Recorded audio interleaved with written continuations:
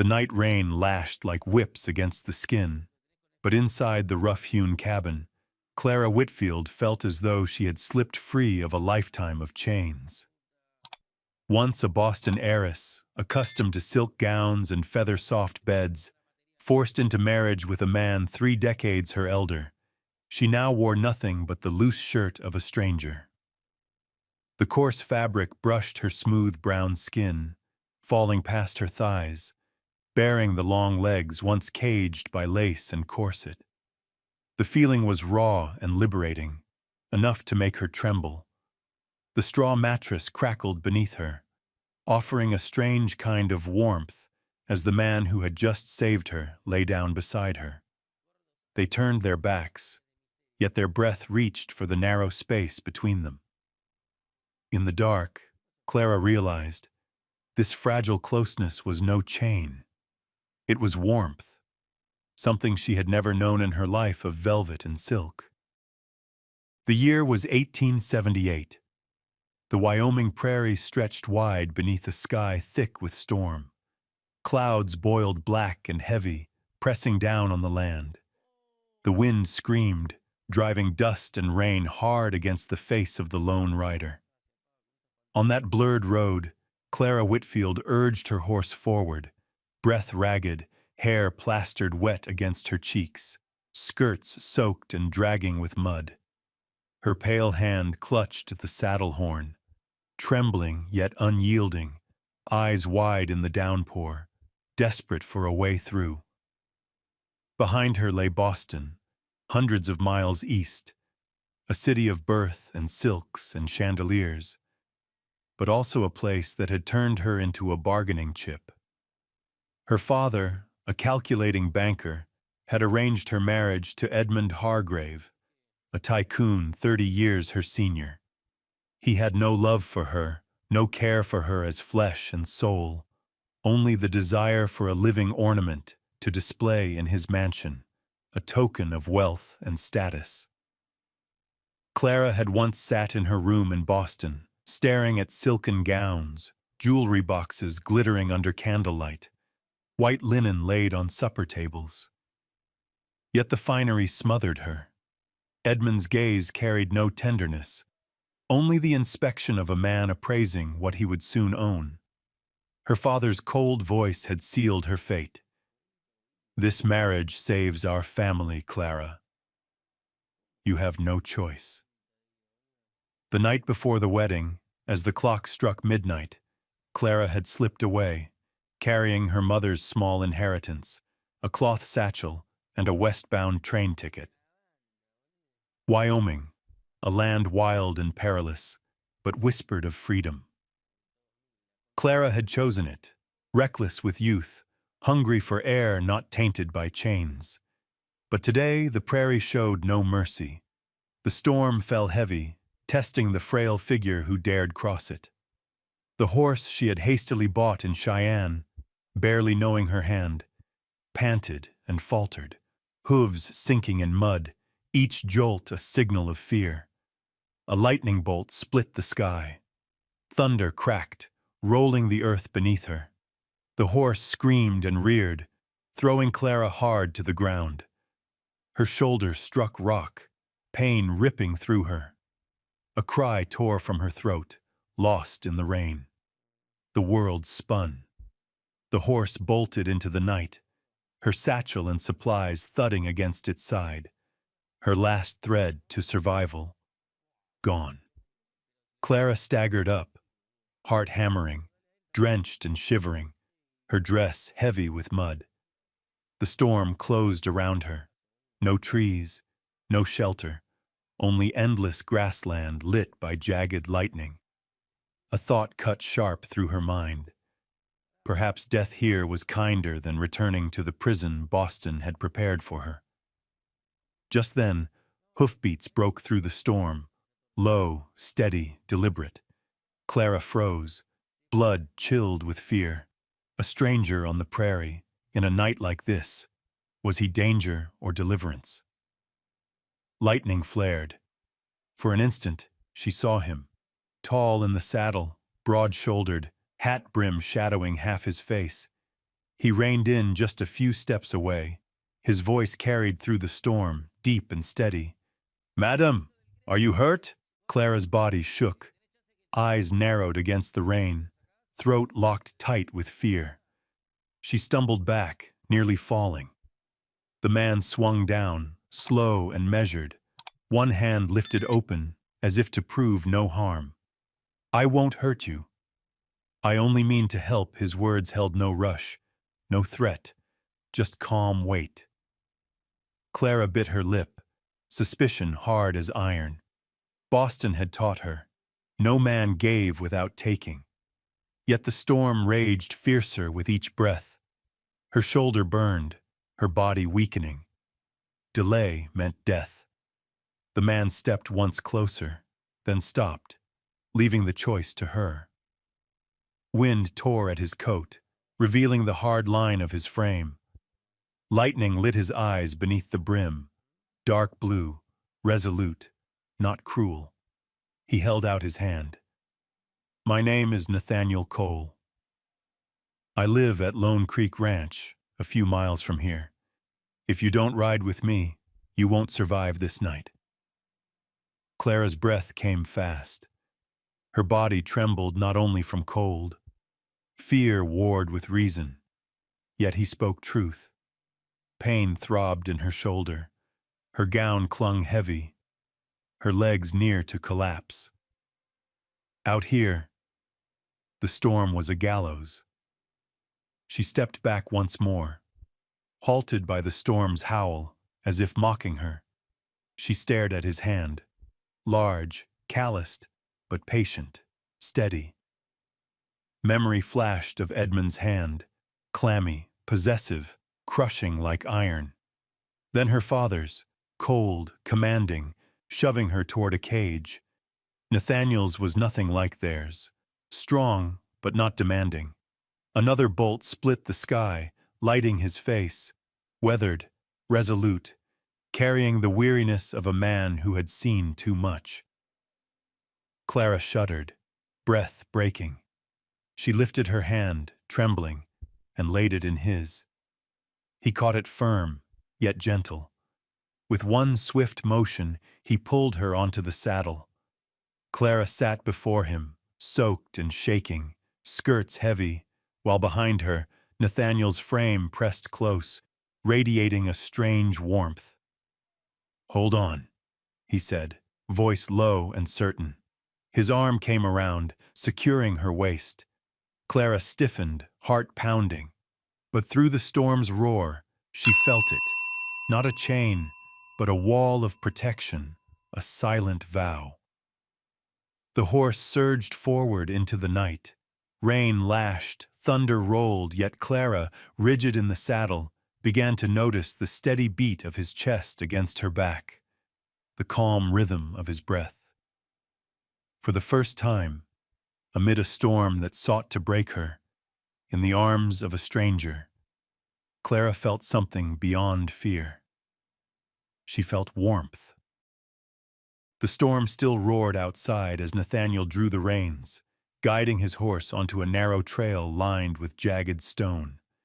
The path wound down into a hollow between ridges, and through the curtain of rain, a cabin emerged, rough-hewn, weathered, but standing firm as though it had endured many such nights. From its roof, a thin thread of smoke rose, quickly torn away by the wind. "We're here," Nathaniel said, his voice deep but not raised, as though he would not challenge the storm itself. He halted the horse at the porch, swung down with practiced ease, and came around to lift Clara from the saddle. She stiffened at the touch of a stranger's hand, but pain in her shoulder left her no choice. His hand was broad, calloused, yet unexpectedly careful. Her feet sank into the muddy ground, her skirts heavy with rain, each fold dragging with the weight of the storm. Nathaniel steadied her arm and led her inside. The door opened, and warmth rushed out like an embrace. In the hearth, flames leapt and snapped, casting the room in a shifting glow of gold and amber. Outside was rage and darkness. Inside was another world, small, crude, but sheltering. You'll need to change at once or the cold will take you, Nathaniel said. His voice was roughened by wind, but firm. He went to a wooden chest, rummaged briefly, and pulled out a thick flannel shirt. It's mine. Too large but dry, Clara looked at it. A man's shirt, long, coarse, carrying the smell of smoke and horsehide. Her cheeks warmed. In Boston, she had never worn anything but silks, corsets, and lace. Here she was offered one garment, long enough to reach her knees, yet leaving her legs bare, a thought almost unthinkable. Sensing her hesitation, Nathaniel cleared his throat, his face turning slightly aside. There's a screen over there. You can change behind it. I'll see to supper. He spoke quickly, then turned away, as though to sever the awkwardness. Clara moved to the screen, fingers shaking as she peeled away the soaked dress. The fabric clung stubbornly, every tug a fresh ache in her shoulder. At last, she slipped free, left in thin undergarments, skin goose-fleshed from cold. She pulled on Nathaniel's shirt. The fabric was rough, heavy, but dry, its warmth seeping into her. It hung loose, swallowing her frame, yet left her legs bare and gleaming in the firelight. She had never felt so exposed before a man. Shame pricked, but so did a curious freedom, shed of the gowns that had weighed and bound her in Boston. When she stepped out, Nathaniel was bent over the fire, turning a pot hung from an iron hook. His hat and coat were gone, revealing black hair damp and curling at the nape, a sun-browned face, a jaw shadowed in stubble. At the sound of her steps, he glanced back. His eyes caught her figure in the oversized shirt, then flicked away at once, as though afraid of offending. Feeling warmer? He asked, keeping his voice steady. Clara nodded, clutching the hem of the shirt. Thank you. Nathaniel fed more wood to the fire, then pulled from the chest a small store of dried meat and cornbread. Nothing fancy, but it'll warm you. He laid the food on the rough table. Clara sat, listening to rain pound the roof. Inside, only the pop of burning wood and the smell of plain but welcome food. When Nathaniel set a bowl of thin stew before her, steam fogged the window glass. Clara's throat tightened. She remembered long tables draped in white linen, silver gleaming, porcelain bowls edged with gold, the measured glances of Boston society.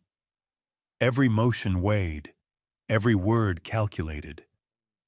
But here, in a storm-swept cabin, with a wooden bowl and a tarnished spoon, the meal felt richer than any banquet.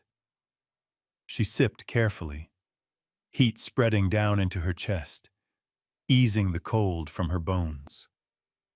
Memory intruded. Her father at the head of the Boston table, voice like iron. This marriage saves our family. You will do your duty. She remembered Edmund's hand pressing hers at a ball, long fingers, clammy, gripping with ownership, the sour breath of wine and smoke lingering in her nose. The thought of decades bound to him had been suffocation itself. That was why she had fled. The night before the vows, when guests still reeled in wine, she had packed her mother's inheritance and slipped away. Even now, she sometimes doubted. But one look into Edmund's cold blue eyes had told her the truth. If she stayed, her life would no longer be her own. Nathaniel broke the memory by pushing a piece of cornbread toward her. Eat. You'll need strength, Clara nodded, silent. In his gaze was no probing curiosity, no prying demand. He observed, patient, as a man long used to solitude who knew the worth of another's boundaries. When she had finished, Clara settled by the hearth, holding her hands close to the flames. Heat seeped into her fingers, bones, skin. Nathaniel's shirt cloaked her loosely, the scent of smoke and leather clinging about her, strange but oddly comforting. Nathaniel stood at the doorway, watching the rain sheet down beyond the porch. His face was carved in firelight, features hard, eyes deep in thought. Within the small cabin, with the storm clawing at the walls, Clara felt the distance between herself and this man was not so fearful as she had believed. She tightened the shirt around her, caught between gratitude and guarded doubt. Yet with the fire burning low and the storm howling outside, Clara felt it stir inside her. Tonight, at least, she was no longer entirely alone in the world. The storm outside had not eased. Wind shrieked through cracks in the timber walls, rattling the window panes as if the prairie itself was bent on fury. Inside the cabin, the fire's glow threw restless light across Nathaniel's weathered face and cast Clara's slight form in silhouette against the wooden wall, swallowed by the loose flannel shirt she wore. The meal was finished, the dishes rinsed and set aside. Clara lingered before the hearth, stretching her hands toward the flames until the ache of cold fingers slowly gave way. Nathaniel, saying little, drew a heavy wool blanket from his chest. He shook the dust from it and spread it on the floor near the window. "The bed's for you," he said, voice low, certain. "I'll take the floor." Clara lifted her head, startled. She had not expected such caution. In her experience, men, at least the kind she had known, never overlooked an opportunity to take advantage. But Nathaniel did not cross that line, nor hint that she owed him anything. "The floor is cold," she whispered, almost without thought. "I'm used to it," he answered briefly, bending to bank the fire so it would not flare too high through the night. Clara hesitated at the small bed. Rough wood, straw mattress, a faded quilt. It was far from the goose feather beds and spotless linen she had known in Boston. Yet its plainness eased her somehow. She lay down, breathing in the scent of aged timber and sun lingering in the quilt. But sleep did not come. She turned restlessly, feeling the emptiness at her back, in a room not her own. On the floor below, Nathaniel shifted as well, the scrape of bone and wood marking each uneasy movement. The night stretched long, silence magnifying every breath they drew. At one turn, Clara's eyes met Nathaniel's in the dim firelight. Both froze, caught as if trespassing. Only the rain drumming heavy on the roof broke the hush. Clara swallowed, her words barely more than breath. If it's too hard, we could share the bed. It's wide enough for two and warmer than the floor." Her cheeks burned the instant the words escaped. The Clara of Boston would never have spoken them. But this Clara, exhausted, trembling in the Wyoming storm, found them natural, born of need. Nathaniel was silent. Then, slowly, he nodded, saying nothing more. He rose, brushed the dust from his clothes, and came to the bed. Clara shifted to the side, leaving space. When he lay down, there was distance at first. The bed was narrow. Even with care, their bodies drew close enough that Clara felt the heat of him. The smoke and leather of his clothes mingled with the faint scent of sweat, filling the air between them. In the dark, they lay back to back. Clara clutched the quilt, guarding the fragile space. Yet her heartbeat betrayed her, quick and unsteady. When the wind wailed louder and the cabin trembled, they edged nearer without meaning to. Their backs touched, lightly, yet enough to make Clara tense as stone. She shut her eyes, breathing deep. His heartbeat, steady and sure, throbbed faintly through cloth and skin, pressing against her own frantic rhythm. In that closeness, her loneliness eased. Images of Edmund returned, the cold grip of his hand, her father's calculating eyes over the contract that bound her. Clara shivered, though not from fear. Nathaniel's back was firm against hers, still and quiet, as though promising in silence that no one would force her again. That night, no vows were spoken, no boundary crossed. Only two bodies, still and wordless, shared warmth enough to outlast the storm.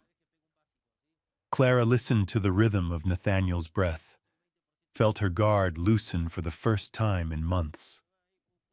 Tears welled, not from grief but from release.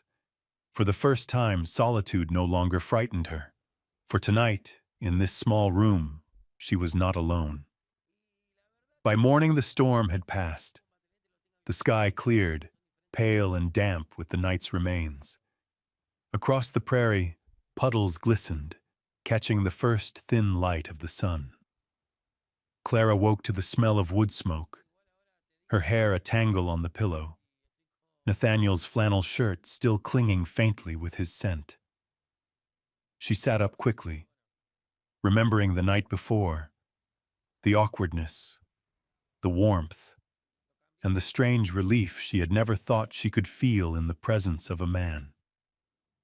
Nathaniel had risen early. His voice carried from the barn, steady and low, mingling with the rhythm of hooves.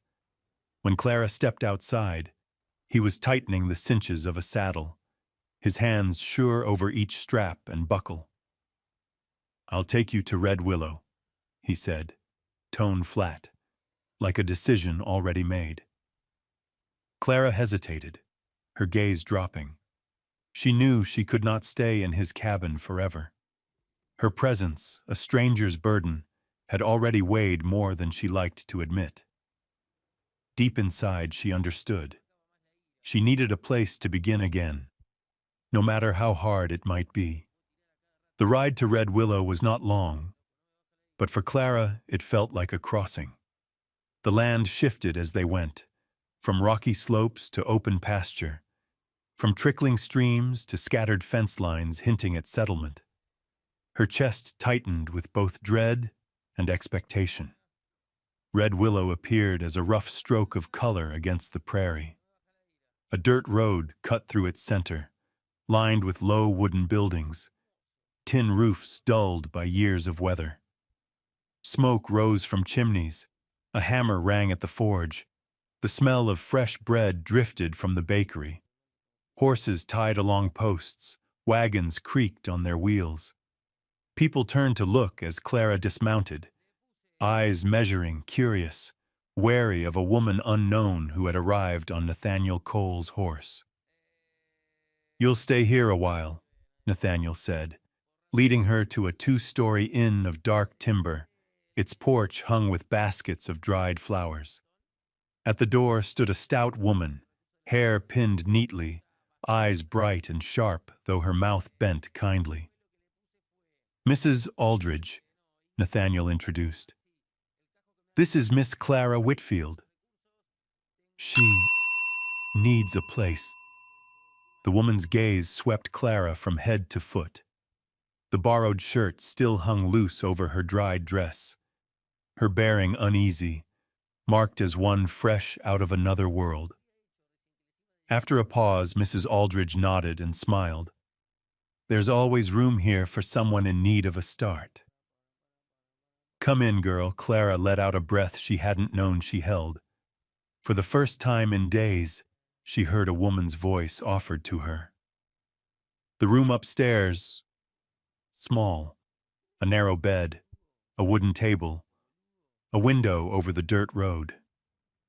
To a girl raised among chandeliers and velvet in Boston, it was harshly plain. Yet when Clara sat on the straw mattress and felt its rough give, peace stole over her. Mrs. Aldridge set a folded bundle on the table. Simple, clean, homespun clothes. You'll learn as we all do. No servants, no carriages, no banquet tables. But if you work, Red Willow won't turn you away. Clara nodded, lips pressed tight. Resolve flickered in her blue eyes. The days that followed were trial by fire. She learned to cook over a wood stove, coughing through smoke that burned her eyes, stews ruined and pots scorched. She pricked her soft fingers trying to mend clothes, blood beading bright on skin used to ink and pen. Mrs. Aldridge taught her to make soap from fat and ash, its sharp smell clinging to hair and dress until Clara choked on it.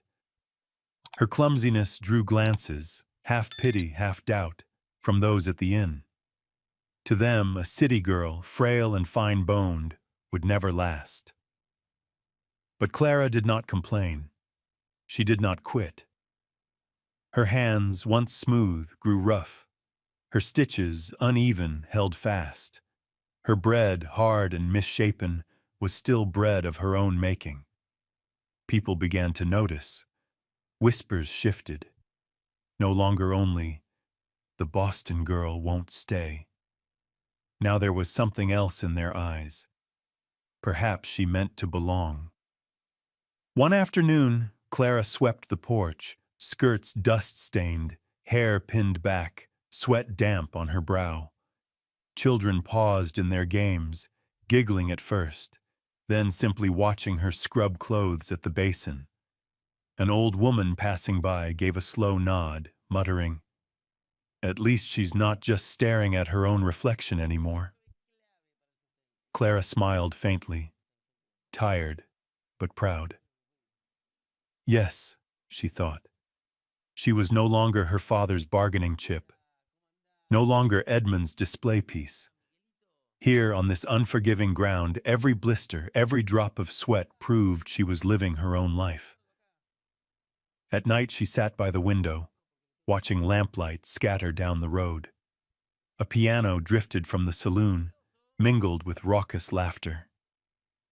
The town was strange, rough, unpolished, but it was chance. A new life where no contract or family name defined her. From across the street she saw Nathaniel step from the forge, tall frame cut in gold from the oil lamps. He glanced about, then caught her eyes at the window. No words passed, only a brief nod. Yet to Clara it felt like a quiet promise, that even here, in this raw frontier town, she was not wholly alone. The first days in Red Willow passed slow and heavy. Clara learned the rhythm of frontier life, rising early to help Mrs. Aldridge keep the inn, lending a hand at the market in the afternoons. Yet her mother's inheritance dwindled with each passing week. Every time she untied her cloth purse and counted the few coins inside, unease knotted her chest. In Boston, money had always been laid out on tables. Here, every cent had to be earned. So she looked for work. But the choices for a city-bred young woman were thin. The seamstress shop was already full. The bakery turned her away with a kind lie about notwithstanding the heat of ovens. The saloon was out of the question. Clara would not step into the hungry stares of drunken men. The schoolhouse had but one teacher, Miss Porter, long rooted in her place. One midday, pausing outside the general store, Clara overheard a murmur, "Old Donovan at the bank can't see straight anymore. His ledgers are a tangle." Her heart caught. Ledgers, that was something she knew. Back in Boston, when her father and Edmund argued business, Clara had often sat quietly, taking notes, setting figures in neat columns. No one had valued her sharpness then, but she knew she had it. That afternoon, she gathered her courage and stepped into the small wooden building marked Red Willow Bank. Inside was plain. A long counter, a few chairs, and behind them a cramped office lined with shelves of thick books. Mr. Donovan, hair white, eyes narrowed behind spectacles, was fumbling through a ledger with trembling hands. Clara greeted softly. He looked up, frowning at the sight of a young woman, her bearing out of place in this town. "What do you want?" "Sir," Clara drew a breath. "I heard you might need help with the books." "I can do that." Donovan gave a dry laugh. "A city lady? You even know your sums?" Clara did not bristle. She simply asked for pen and paper.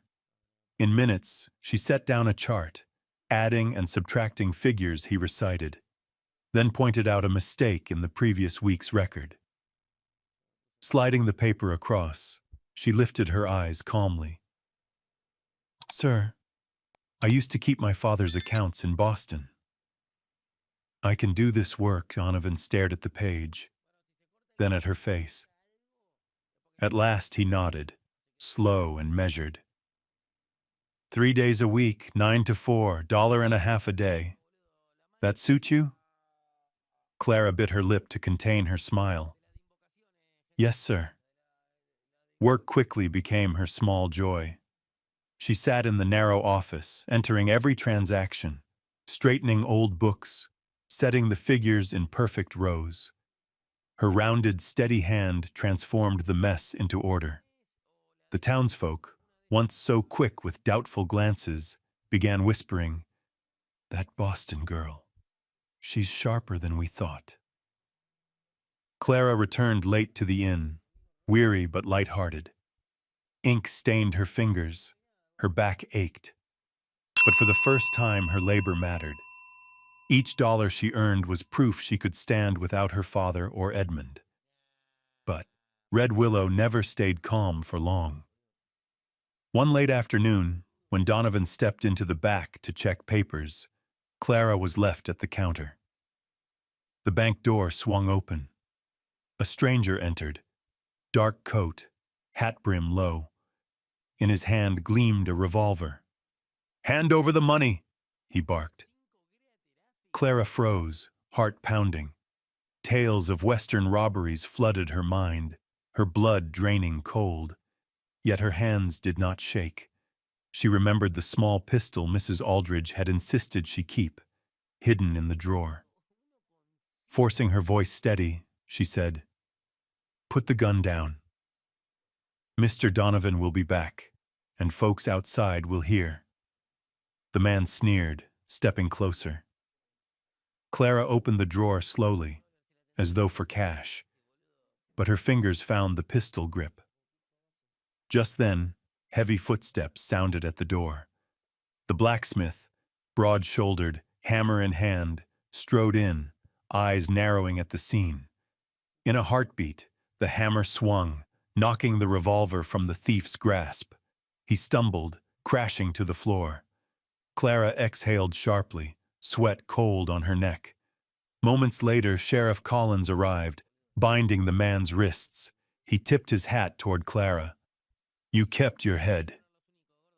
Not everyone stares down a gun barrel and speaks so calm. Clara shook her head, voice unsteady.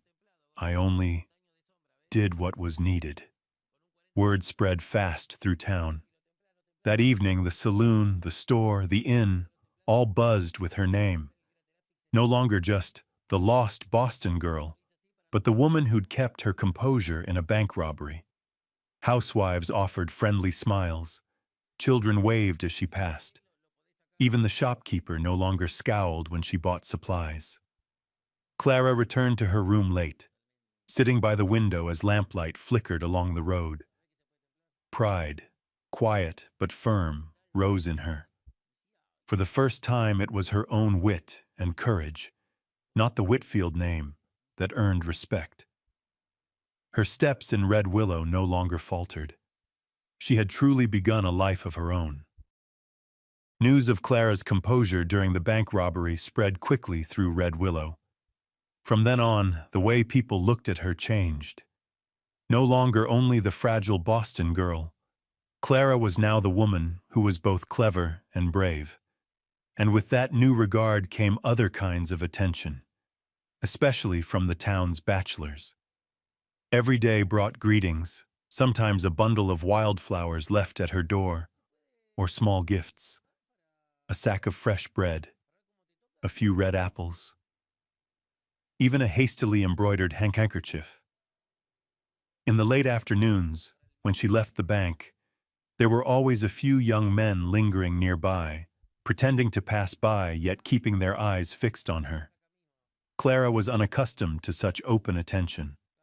In Boston, praise had always carried calculation, her father and Edmund seeing her only as a means to secure advantage. Here in Red Willow, the glances were awkward, unpolished, but they carried a kind of sincerity that left her both unsettled and uncertain. Nathaniel was different. He watched all of it from a distance, the deep blue of his eyes holding back a tide he scarcely understood. Each time he saw someone hand Clara a bouquet or stand talking too long, something inside him tightened, a feeling strange, unwelcome, yet undeniable. He was not a man used to jealousy, but Clara's presence had roused in him a fierce, quiet instinct to claim. So Nathaniel found reasons to come down to town more often. He pretended to need salt, nails, or to post a letter. In truth, none of it was pressing. What he wanted was to be there at the hour Clara left her work, standing outside the bank as if by chance. "Clara," he said one evening, his tone even, "the road looks slick tonight." "I'll walk with you," she blinked in surprise but did not refuse. Step for step toward the inn, Clara felt his tall frame like a steady wall at her side. And sometimes, when she glanced up, she caught the look he tried to hide in his eyes, wordless, but strong enough to send a shiver through her chest. The other men noticed. When Nathaniel appeared, they drifted away, hesitant. Red Willow respected him, the rancher who worked hard, the veteran who carried scars, the man known for plain truth. He needed no harsh words. His presence alone was enough to check the others. Clara slowly began to see the shape of his silent care. Every time he left a bundle of dry wood or a sack of beans at the inn's doorstep, she found herself smiling. At first she thought it was only kindness, but the steadiness of it, the way he showed up without fanfare, told her it was more than that. One evening, Clara stepped from the bank with a stack of ledgers in her arms. At the door stood the blacksmith's son, cheeks red as he held out a bunch of wild purple flowers. "For you, I thought you might like them," he stammered. Clara opened her mouth to answer, but a shadow moved from the alley. Nathaniel. His eyes darkened at the sight. Without a word, he strode forward, took the books from her hands and said in his deep, clipped voice, "I'll carry these. The road's long. You shouldn't." The blacksmith's boy flushed, muttered a farewell, and slipped away. Clara's face warmed with confusion. She turned toward Nathaniel, but found only a stern jaw, lips tight, as though swallowing words unspoken. "You didn't have to," she began, but stopped.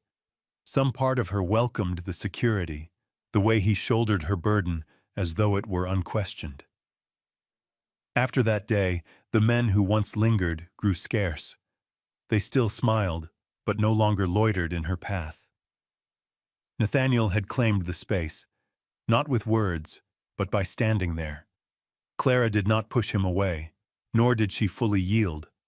Her heart was torn, one part softened by his care, another wary of slipping back into dependence on a man, as she had in Boston. Yet each time Nathaniel entered quietly, setting down a bundle of wood, asking gently, "Have you enough for the week?" or pointing out how to read the western peaks for direction. Clara felt the barriers within her shift, just slightly. That night, sitting alone in her small room, Clara thought back on it all. The awkward gifts of townsmen, their shy smiles, and Nathaniel's heavy silence. In the dark, she knew her heart leaned one way, not for flowers or trinkets, but for the patience, the steadiness, the weight of a man who said little and yet made her feel seen. In Red Willow, rumors flew as fast as the wind. But this time, Clara no longer cared. She was no longer the lost Boston girl. Among all the eyes that followed her, she found she wanted only one gaze to remain. That afternoon, Nathaniel stood across the street, half hidden in the shadow of the blacksmith's shop. He often came near the hour Clara left work, sometimes with an excuse to buy supplies, sometimes with none at all, only to catch sight of her stepping from the bank's wooden door. Today was no different.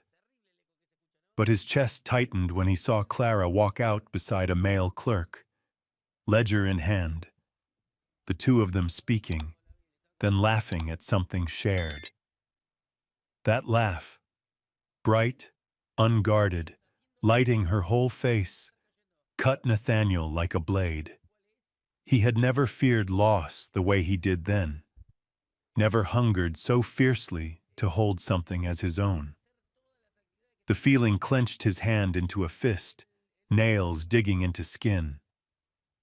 When Clara parted from her coworker and turned down the road toward the inn, Nathaniel crossed quickly.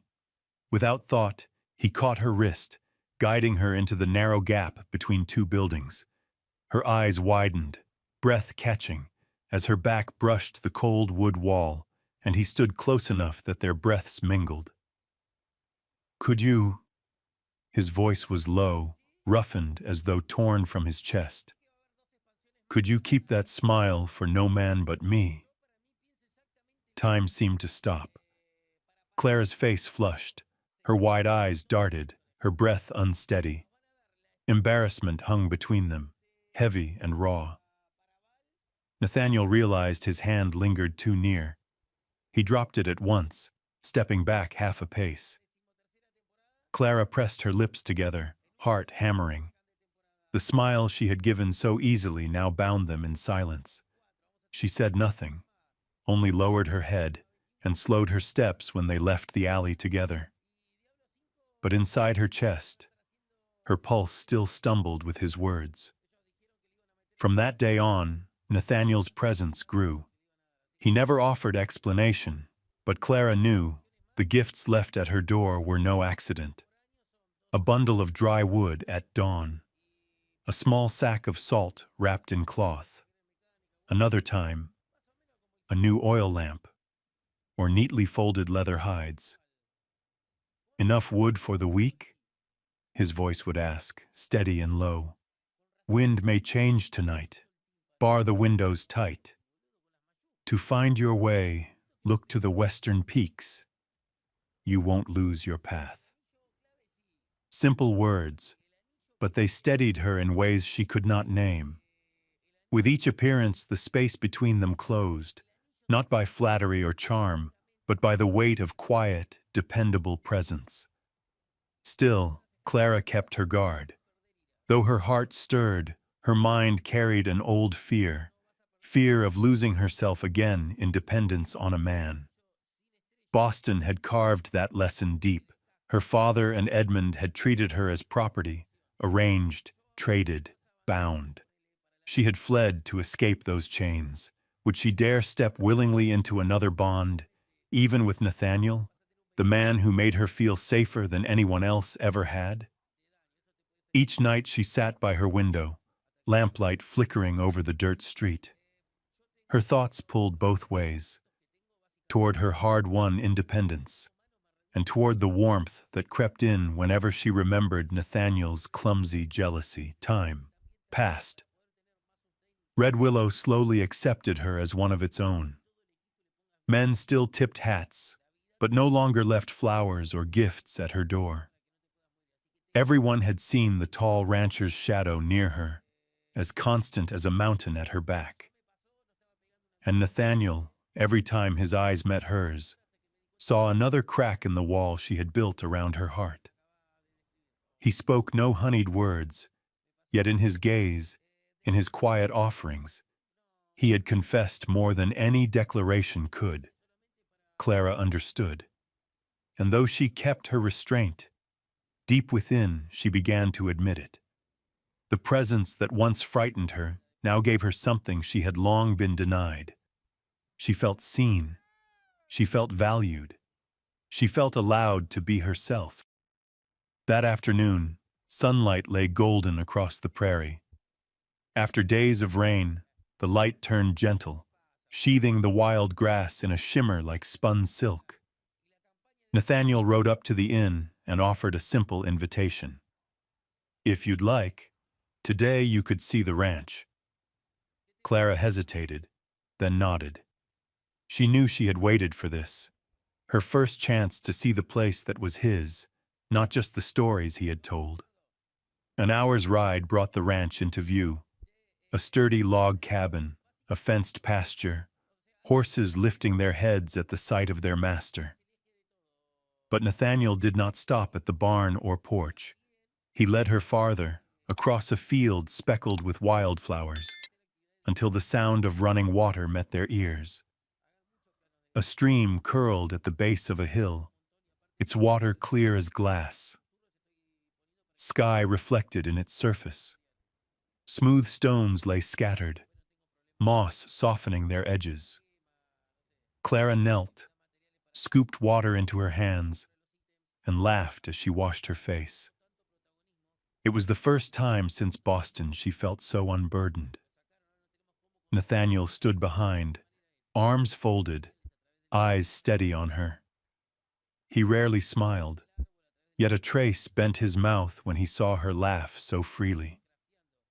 They sat together on a broad stone at the bank. At first, they spoke lightly, weather, seasons, the habits of town, but the stillness of the place drew deeper words. "I joined the army at 17, Nathaniel said, voice even, eyes fixed on the horizon. Gettysburg. I lost much there. Friends, youth, and the belief that life would be simpler after war." Clara listened, fingers tightening at her skirt. She saw in his gaze something she had never witnessed before, a grief old but unhealed, like a scar that never closed. "As for me," she answered softly, "I ran away the night before my wedding. My father said it would save the family, but to me it felt like prison. Edmund didn't want a wife. He wanted a possession to display." The stream kept on, filling the silence between them. Nathaniel turned, his eyes meeting hers. In that moment, they both recognized it. Two different lives, yet each had walked away from chains in search of freedom. Silence lingered, not heavy, but full. Wind stirred the grass. The smell of earth and leather mingled in the air.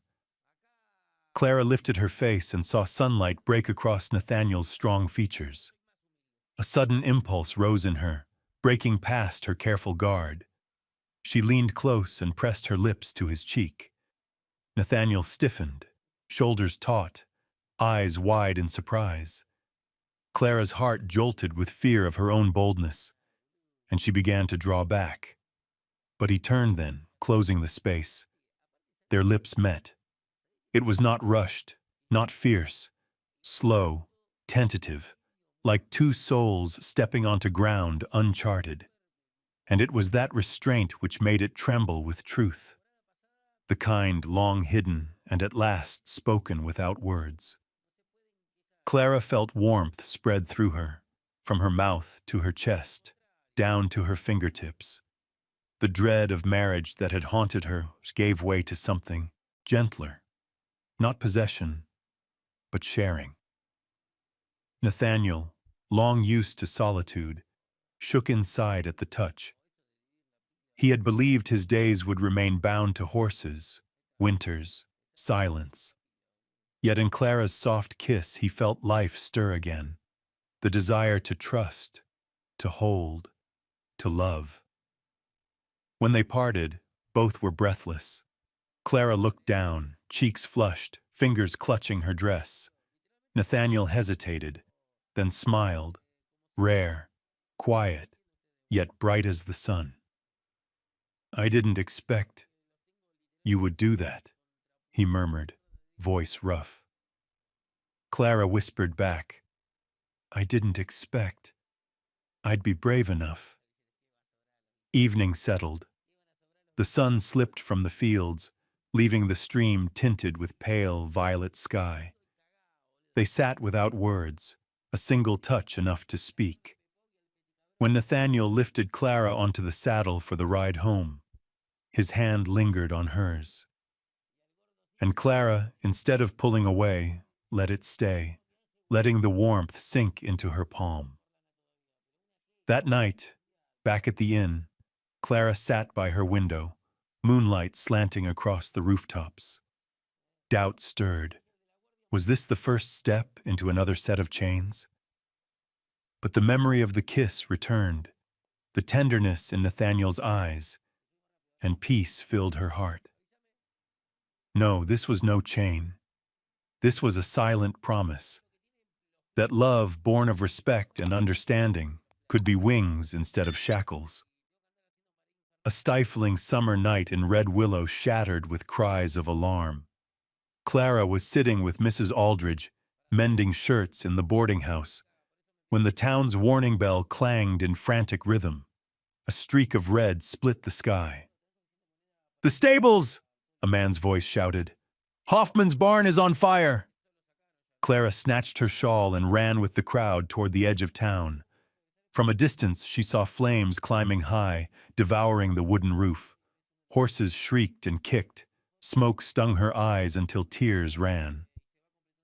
Nathaniel was already there. With the other men, he formed a line, passing buckets drawn from the well. Firelight cast his face in stark relief, sweat running in streams as his broad arms hurled water onto the burning beams. Clara pushed into the cluster of women, helping drag the choking into clear air. A boy, Hoffman's youngest, coughed until he nearly collapsed. Clara pulled him close, carried him toward the open wind, soothing him until the fit eased. Mrs. Hoffman crumpled to the ground, and Clara knelt to hold her, brushing damp hair from her brow, whispering comfort. Through the chaos, her eyes kept finding Nathaniel. Each time he plunged near the blaze, her heart clenched. He never hesitated, as though his own life meant little compared to saving the herd. Hours passed before the flames broke. The roof sagged inward, smoke billowed, the stench of charred wood and singed hide hung thick. Yet by some miracle, through the town's grit, the horses lived. Mr. Hoffman dropped onto a barrel, head in hands. "Everything I had was in there," he choked. "It's gone. Insurance won't cover near enough to rebuild." Silence fell. Everyone knew without a stable a ranch could not survive, and without horses, Red Willow itself would falter. Clara's gaze swept the crowd. In Hoffman's despairing eyes, she saw her father's again, the banker in Boston, who once considered selling his daughter into marriage as a lifeline. That memory rose sharp, driving her to speak. She stepped forward, voice steady. "Mr. Donovan at the bank can help, if he grants Mr. Hoffman an emergency loan. With the land as security, the stable can be rebuilt. Without it, the whole town suffers. We need those horses, for freight, for trade, for survival." All eyes turned. A woman, an outsider from Boston, daring to propose solutions in the middle of ruin. Clara drew breath, continued. "We cannot stand by while one family loses everything." This isn't only Hoffman's trouble. Its red willow's murmurs rippled. Some nodded, some wavered. Then Sheriff Collins, stern as stone, lifted his voice. Miss Whitfield is right. Hoffman's barn serves more than his own. If the bank lends, we all gain agreement spread. Hoffman lifted his head, hope flickering through tears. Mr. Donovan, brought forward from the line, studied her a long moment before nodding. I'll review it at first light. Miss Whitfield, you've seen farther, ahead than most of us. Clara let out a soft breath, shoulders loosening. Nathaniel, standing apart, never took his eyes from her. Firelight traced ash across her cheek, and he saw not just a gentle woman, but a mind quick and a heart broad. When the crowd dispersed, Nathaniel came near. He did not speak at once.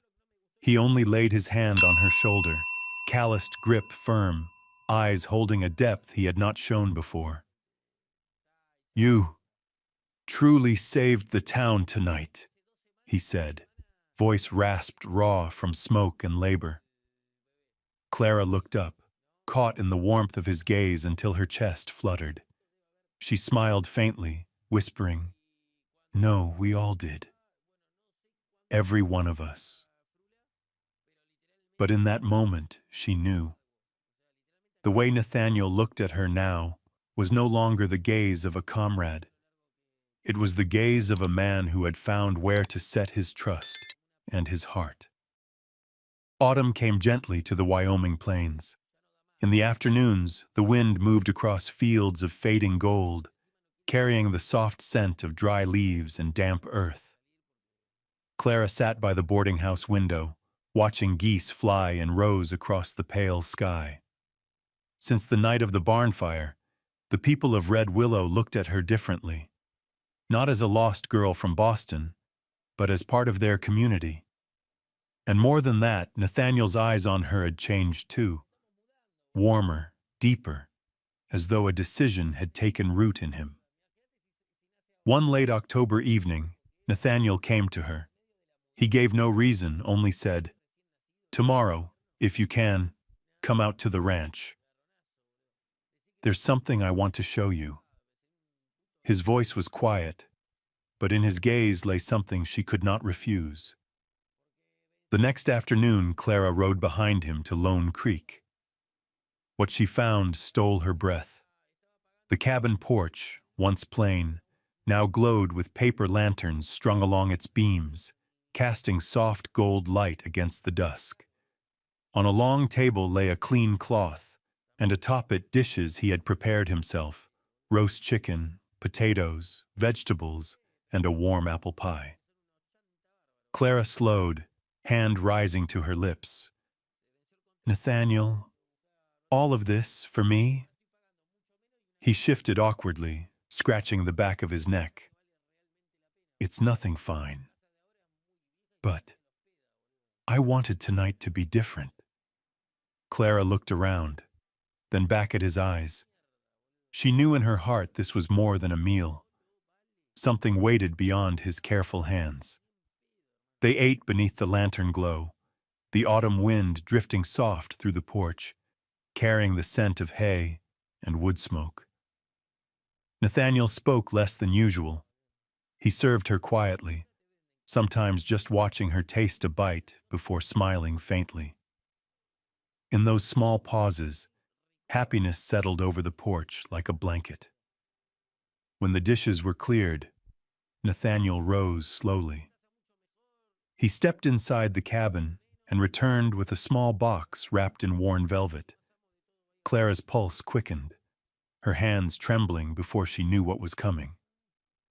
Nathaniel drew a breath and sank to one knee. The lantern light struck his face and his words seemed carved into the night. Clara Whitfield, from the moment I found you in the storm, I knew my life would not be the same. You brought me back to living, to gentleness, and to faith. I have little to offer, only my love, this home, and the ring that once belonged to my mother. But I want you to know, there is nothing I desire more than to call you my wife. Clara, will you marry me?" In his hand gleamed a simple gold ring set with a small pearl. It was not grand, but under the weight of his honesty, it shone. Clara covered her mouth as tears slid down her cheeks. Memories of Boston, cold banquet halls, her father's arrangements, Edmund's lifeless touch, faded away. Here, before this man, she was no longer a bargaining piece. She was chosen, loved. "Yes," she whispered, her voice breaking. "Yes, Nathaniel, I will." Relief broke across his face like sunlight. His hands shook as he slid the ring onto hers. Then he rose and pulled her into his arms. Clara pressed her cheek to his chest, felt his heartbeat racing against her own. The kiss they shared was no longer tentative like the one by the stream, but firm, certain, a vow in itself. Word swept quickly through Red Willow. Days later, a small wedding was held in the town's simple wooden church.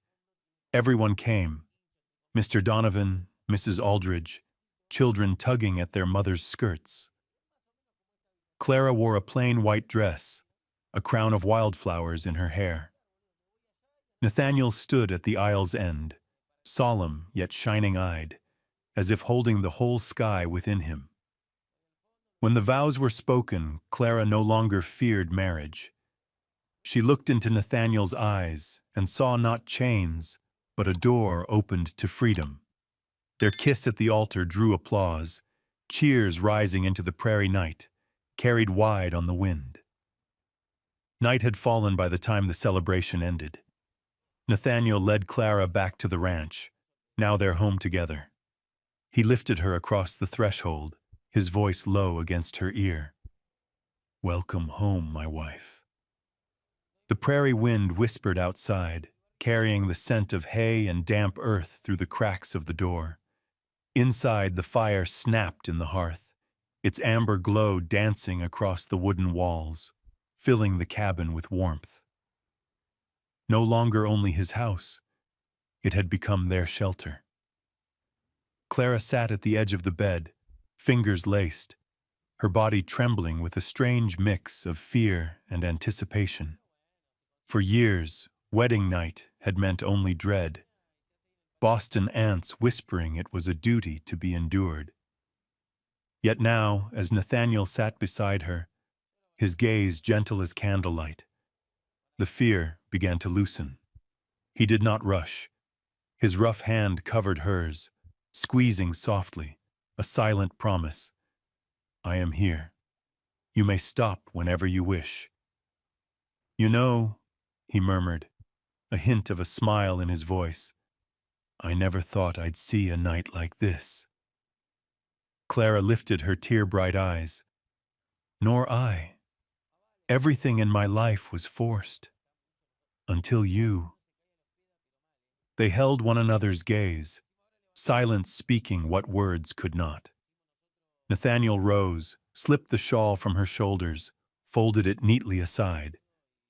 He removed the pins from her hair, one by one, until the soft brown strands fell loose across her back. Clara's pulse raced, yet she felt his patience. Each touch measured, reverent, as if she were the most precious thing he had ever held. When he moved to help her with the outer layers of cloth, she hesitated, clutching the fabric tight. He paused, meeting her eyes. "We can stop here," he whispered. "I won't ask for more than you're ready to give." Warmth surged through her chest. She released the cloth, breathed deep. "I trust you." Candlelight traced her smooth skin as she stood in the last thin layer. Nathaniel froze for a moment, as though fixing the sight forever in memory. Yet his gaze held no possession, only awe, and the kind of reverence that steadied her. He kissed her brow, her cheek, then brushed her lips. Their first kiss that night was not fire, but warmth, slow, patient, spreading through her until Boston's shadows fell away. On the bed they lay side by side, bodies barely touching at first. Clara heard the steady rhythm of his heart beneath his chest, a sound more comforting than any words. His hand skimmed her arm, each movement a question. "Do you want this?" Clara nodded, whispering, "I do, but in our way." There was no haste. Each barrier fell not by force but by choice. Clara discovered the man's vulnerability beneath his rugged frame. Nathaniel, for the first time, saw the full trust of the woman beside him and knew he held something beyond price. There was awkwardness, even pain, but it dissolved when Nathaniel bent to her ear, whispering, "I'll stop if you wish." She clutched his shoulders, trembling but sure. "Don't stop." "I'm not afraid," and so, beneath wavering candlelight and the prairie wind, they joined as one. Boston was gone. The past was gone. Only the present remained, where a runaway bride found safety in the arms of a man who had known only solitude. Afterward, as breath slowed, Nathaniel held her close. Clara rested against him, listening to the heartbeat that steadied her, feeling peace she had never known. "Did I hurt you?" he asked softly, worry shadowing his face. She smiled, kissed his sun-worn jaw. "No, I only feel happiness." Her eyes shone, no longer with fear, but with tears of release. "In Boston, I thought love was a chain," she whispered. "But here with you, I know it is wings." Nathaniel closed his eyes, holding her tighter. "I promise, you'll always be free. But let me share that freedom with you, for life." Clara pressed her face to his chest, nodding. That night they drifted to sleep in each other's arms, their rest as light as prairie grass in the wind, as though the world beyond no longer mattered. At dawn, sunlight spilled through the cracks of the cabin. Nathaniel woke first, watching Clara sleep beside him, her hair strewn across the pillow. He touched her hand gently, smiling. She stirred, blinking her lashes before giving him a tender smile. No words were needed. Both knew the night had marked a turning point, not only in their marriage but in their lives. In that small cabin, a new beginning had been written. A beginning where love carried no fear, only trust, freedom, and bond. Time on the prairie moved with the rhythm of 4 stark seasons, leaving its mark in the cabin's timbers, in the faint lines at Nathaniel's eyes, in the steady smile of Clara. In the first years after their marriage, every ounce of strength went into shaping Lone Creek Ranch. Nathaniel labored in the fields, while Clara kept the books, tended the kitchen, and coaxed life from the little garden beside the porch. Their first child came on a blazing summer morning. Nathaniel was so anxious he nearly overturned the water pail, while Clara, exhausted yet radiant, held the newborn against her breast. Nathaniel laid his rough hand gently on that small body, his voice trembling. "I never thought I'd see a miracle like this." Clara, sweat on her brow, whispered back, "This is our family." The house grew as the family did. Nathaniel built another room, carving a wooden cradle with hands more used to axes than chisels. Clara taught letters, taught how to plant seeds, taught the children to listen to the wind across the prairie. Laughter filled the cabin, drowning out the winter storms. More children came. The ranch echoed with hoofbeats, with the games of little feet. Clara was mother and bookkeeper both, the steady partner when Nathaniel spoke of enlarging the herd or buying land. She was no longer the Boston daughter groomed for silks and banquets. Her hands, once shaking at a dinner table, grew calloused from hoe and spade, yet steadier when they traced numbers in the ranch ledger. She would sometimes say to Nathaniel, "Had I obeyed my father, I'd be a shadow in some fine house. Here I feel alive." Nathaniel often answered with silence, only drawing her close. The eyes that once carried the weight of war now shone with gratitude, as though each day with Clara was a gift. 10 years passed. Lone Creek Ranch was no longer a modest cabin. A large barn stood, a granary full, gardens that Clara kept bright with vegetables and flowers. Their children roamed the fields as though the land itself had birthed them. One evening, gathered around a plain wooden table, Clara watched her family, tiny hands grabbing at cornbread, Nathaniel quietly watching, then lifting his eyes to her with a smile. Her heart brimmed with a nameless fullness, gratitude, contentment, peace. That winter, Nathaniel brought Clara to Cheyenne for a gathering of ranchers.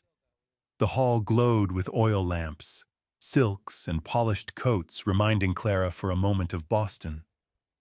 But when Nathaniel's hand tightened on hers, his eyes alight amid the crowd, she knew, wherever he stood, that was home. As couples danced, Nathaniel bent close, voice nearly a whisper. "Clara, have you ever regretted it? Leaving Boston, leaving comfort, for Wyoming, for me?" Clara searched his face. Memories rushed. The storm that first night, the small cabin, a baby's cry in a wooden cradle, golden evenings by the stream, the love he had given without end. She smiled, firm and sure. "Never, Nathaniel, and I never will." The lamplight revealed the emotion in his deep blue eyes. He pressed her hand as if carving her words into the marrow of his bones.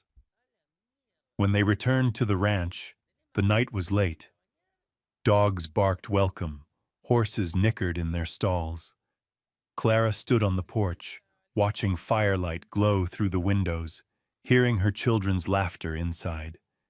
In that moment she saw it clear. This was the true legacy of love. Not wealth, not prestige, but a home where every soul was accepted and free. She had once fled chains. What she found was not only release, but a love strong enough to pass on. A love woven into the land, the wind, the blood of the Whitfield Cole family.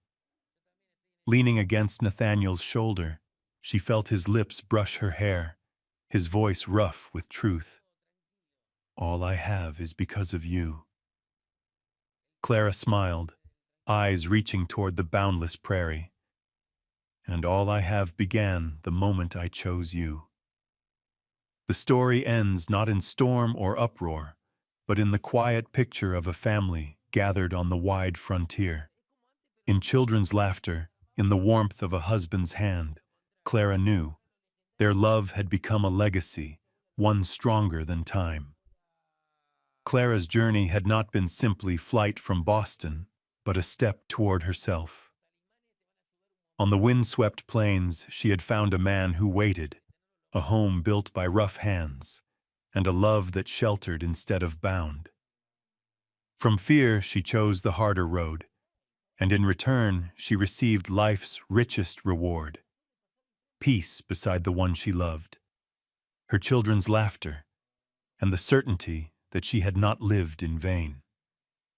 Perhaps all of us carry a decision half made, a fear of what might be lost. But this story reminds us, happiness is not born of safety, but of courage to walk forward and trust the heart. If you see yourself in Clara, if you too have known a late yet lasting love, share your story in the comments below. And don't forget to like, subscribe, and ring the bell so that together we keep alive these Wild West love stories. For perhaps you too are writing a legacy of love for those who come after.